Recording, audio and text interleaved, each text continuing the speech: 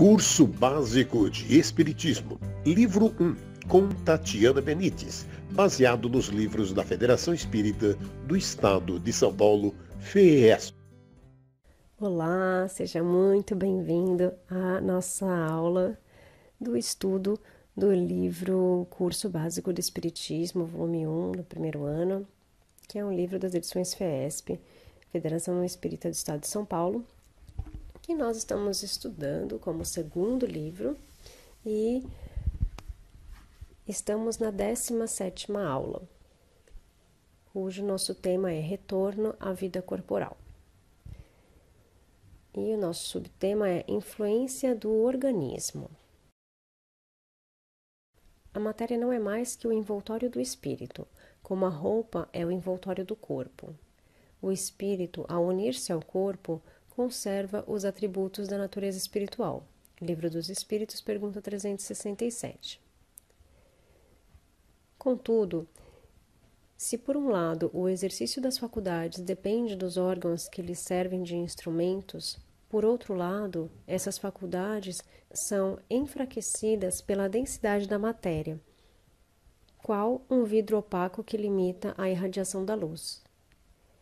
Os órgãos são os instrumentos da manifestação das faculdades da alma. Essa manifestação está subordinada ao desenvolvimento e ao grau de perfeição dos respectivos órgãos, como a excelência de um trabalho, a excelência da ferramenta. Livro dos Espíritos, pergunta 369. Deste modo, para um espírito encarnado, torna-se um dever zelar pela boa preservação do corpo físico, mantendo-o a salvo de vícios ou excessos de qualquer natureza que possam restringir a liberdade de expressão do espírito. Por outro lado, importa considerar que não há necessariamente uma relação entre o desenvolvimento dos órgãos cerebrais e o das faculdades morais e intelectuais, pois não são os órgãos que lhe dão as faculdades, mas as faculdades que impulsionam o desenvolvimento dos órgãos. Livro dos Espíritos, pergunta 370. Se as faculdades tivessem os seus princípios nos órgãos, o homem seria uma máquina, sem livre-arbítrio e sem a responsabilidade dos seus atos. Livro dos Espíritos, a mesma pergunta. Efetivamente, a diversidade de aptidões entre os homens decorre das qualidades do espírito. É assim que os gênios, sábios e artistas não o são porque o acaso lhes deu órgãos especiais, mas devido às conquistas do espírito. Não se pode, porém, deixar de levar em conta a influência do organismo que pode entravar mais ou menos o exercício das faculdades do espírito. Então, a gente troca de roupa a cada encarnação. Ou seja, o nosso corpo, seria a nossa roupa. Nós trocamos ali de corpo a cada encarnação. Só que as nossas faculdades intelectuais e morais estão no nosso espírito, o que não tem nada a ver com a formação do corpo. E os nossos órgãos são impulsionados pelo nosso desenvolvimento intelectual. Então, eles são formados através desse nosso desenvolvimento. A segunda parte, a gente vai falar sobre o idiotismo e a loucura. Há casos de espíritos dotados de qualidades intelectuais, mas que renascem em corpos cujos órgãos, pouco desenvolvidos ou atrofiados, limitam as suas faculdades. É o caso da idiotia e da loucura. Se uma parte ou conjunto desses órgãos forem alterados, sua ação ou suas impressões ficam interrompidas. Se ele, o espírito, perde os olhos, fica cego. Sem os ouvidos, fica surdo, e etc. Imagina agora se o órgão que preside aos efeitos da inteligência e da vontade for parcial ou inteiramente atacado ou modificado.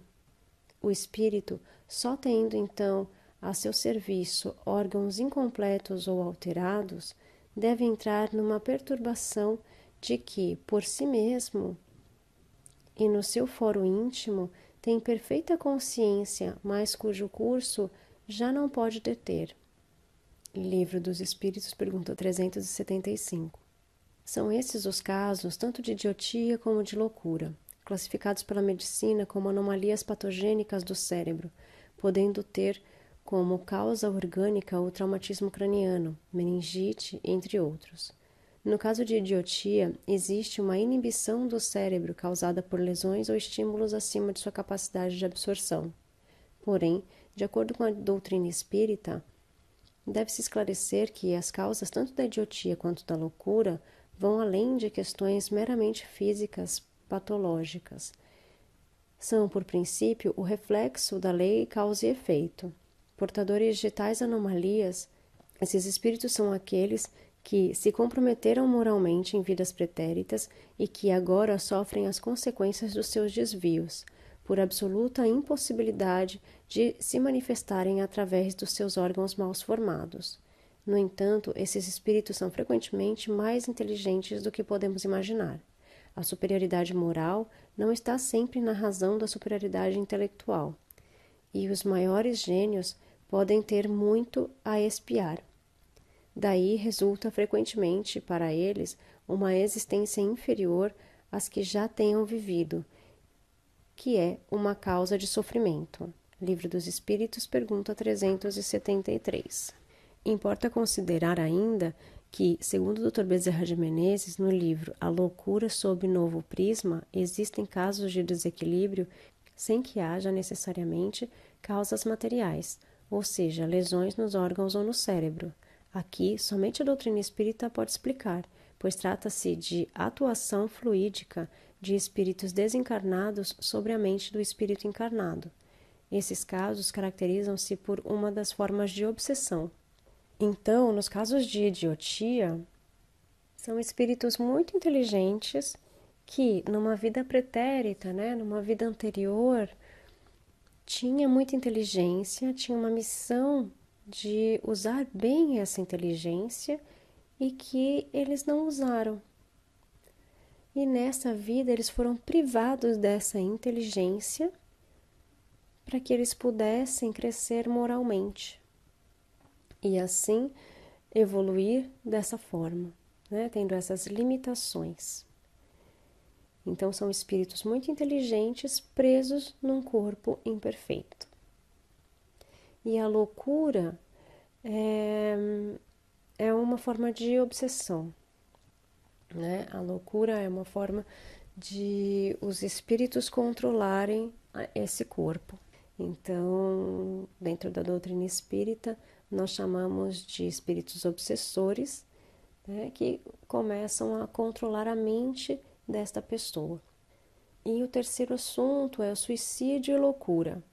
E ele, Judas, atirando para o templo as moedas de prata, retirou-se e foi enforcar-se.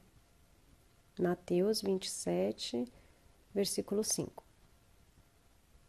O suicídio e a loucura representam dois graves problemas que assolam a humanidade.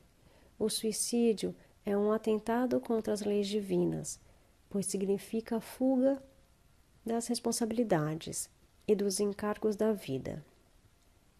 É uma forma de deserção dos compromissos assumidos antes da encarnação, tendo como consequência a anulação de uma existência, fato que inapelavelmente demandará um novo recomeço no futuro. De nada adianta pôr um fim à vida, uma vez que a pessoa que assim procede, além de ter que expiar de maneira bastante penosa a transgressão cometida, terá que reencarnar por vezes com conformidades físicas para tentar novamente vencer as provas que a misericórdia divina lhe concedeu. A incredulidade, a simples dúvida quanto ao futuro, as ideias materialistas, em uma palavra, são os maiores incentivadores do suicídio. Eles produzem a frouxidão moral. Evangelho segundo o Espiritismo, capítulo 5. Ao acreditar que tudo termina com a morte do corpo, o indivíduo não hesita em premeditar a fuga da vida. por julgar que isto não acarretará consequências mais graves, uma vez que tudo se dilui no nada. A loucura, por sua vez, representa, em muitos casos, a consequência de erros humanos, principalmente quando tem por origem os vícios degradantes que afetam os sentidos atingindo a mente, anulando a vontade, abalando a fé, solapando as convicções mais íntimas. Em outros casos, a loucura pode ser provocada por influência de espíritos vingativos que pretendem um ajuste de contas de vidas pretéritas. Muitos desses casos devem-se à atuação de espíritos desencarnados que não sabem perdoar. O suicídio, assim como a loucura, pode ter como causa ainda o uso desenfreado do álcool, o que conduz à insensatez e inconsciência das atitudes. No entanto, o indivíduo é sempre responsável pelas consequências nefastas de seus atos. O álcool não resolve as vicissitudes humanas.